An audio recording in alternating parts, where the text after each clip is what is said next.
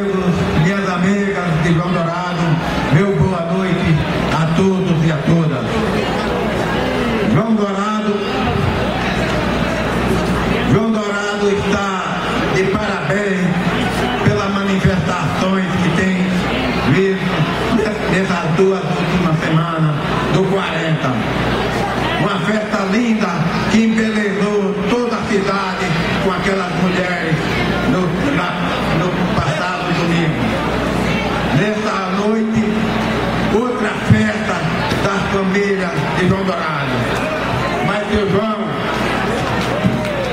João Dourado fizeram um discurso muito infeliz e entristeceu não só o senhor, mas todo o povo de João Dourado, porque isso é um desespero de querer dividir a imagem do cidadão igual a sua excelência. Meus amigos e minhas amigas, aqui está o progresso para ver o desenvolvimento dessa cidade. E aqui